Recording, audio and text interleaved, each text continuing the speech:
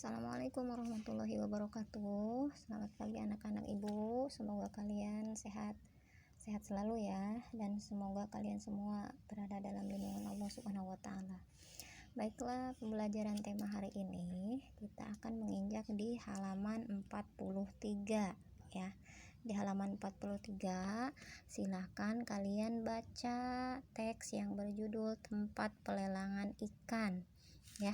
Silakan kalian dibaca karena di sini terdapat informasi ya, terdapat informasi yang mana di sini terdapat hak dan kewajiban ya. Nah, setelah kalian baca, kemudian kalian lanjut di halaman 44 tentang hak dan kewajiban muatan pelajaran PPKN ya. Nah, di sini kamu sudah mengetahui bahwa hak itu apa dan kewajiban itu apa ya. Hak adalah segala sesuatu yang harus diterima, adapun kewajiban adalah segala sesuatu yang harus dilaksanakan. Nah, setiap orang memiliki hak dan kewajiban ya. Nah, silahkan kalian lihat di tabel bagian A ya. Di tabel bagian A di sini ada tuliskan hak dan kewajiban orang yang terlibat di tempat pelelangan ikan. Tempat pelelangan ikan itu yang tadi kalian baca ya di halaman 43 ini ya. Nah, di dalam teks tersebut ada orang-orang yang memiliki peran ya, yaitu ada nelayan, ada pembeli, ada juru lelang, ada pemerintah.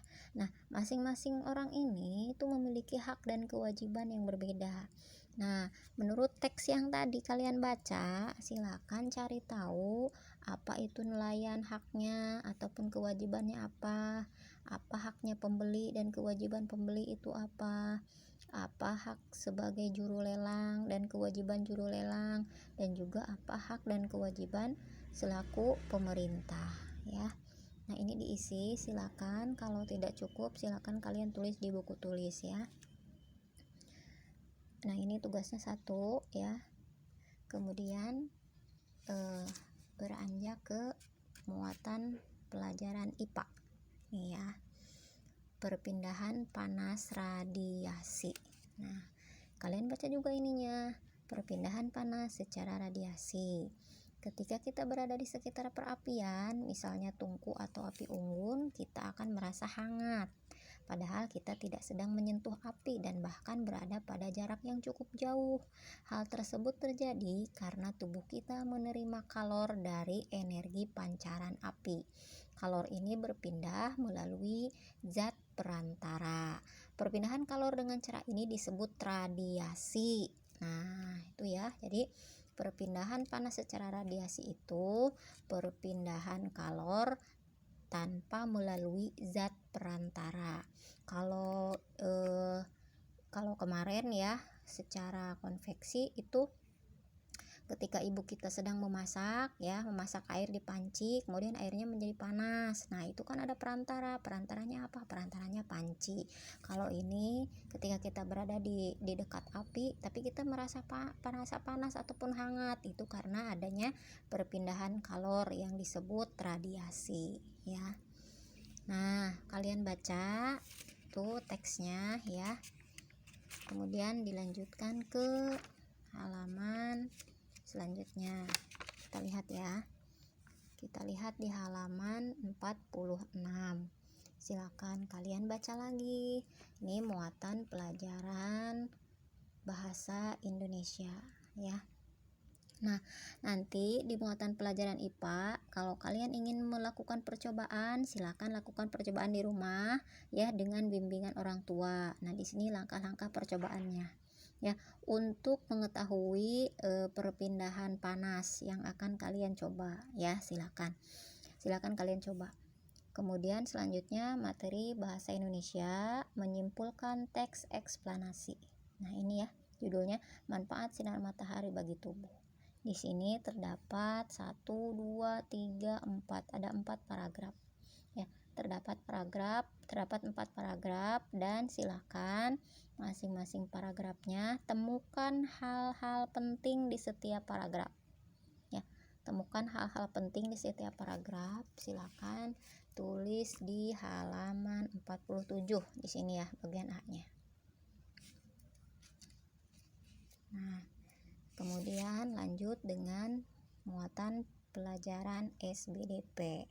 Sini pelajaran SBDP tentang macam-macam pola lantai tari tradisional. Ya, amati macam-macam pola lantai berikut. Nah, ini ya. Ini ada yang manjang ke bawah, ada yang ke samping, ada yang menyilang, ada yang melingkar ya. Nah, macam-macam pola lantai itu, pertama ada pola lantai lurus vertikal, yang ini vertikal ya. Kemudian ada pola horizontal, ini pola horizontal. Kemudian ada juga pola lantai diagonal yang menyilang tadi ya. Kemudian ada pola garis melengkung yang tadi seperti berbentuk lingkaran ya. Nah, silakan ini kalian diisi juga. Kalian boleh lihat di YouTube ya, nanti ibu kirim videonya tentang macam-macam pola lantai ya. Ini ada pola lantai lurus vertikal, biasanya terdapat di dalam tari daerah. Nah, sebutkan tari daerahnya apa, dari asalnya dari daerah mana ya. Begitupun yang selanjutnya, pola horizontal, pola diagonal, dan juga melengkung ya. Nah,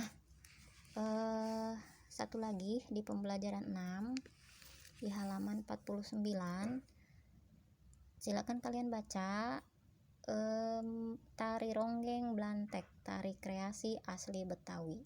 Nah, ini tugasnya hanya meringkas teks saja ya. Ini tugasnya hanya meringkas teks saja. Setelah kalian baca ya, kemudian kalian ringkas teksnya. Cara meringkas teks bacaan itu, silakan kalian pertama setelah kalian baca, kemudian kalian ambil hal-hal yang penting di dalam setiap paragraf. Setelah diambil hal-hal penting dari setiap paragraf, kemudian digabungkan. Sini ada 1, 2, 3, 4, 5, ada 5 paragraf ya. Nah, masing-masing paragraf terdapat satu hal penting atau satu buah informasi ya.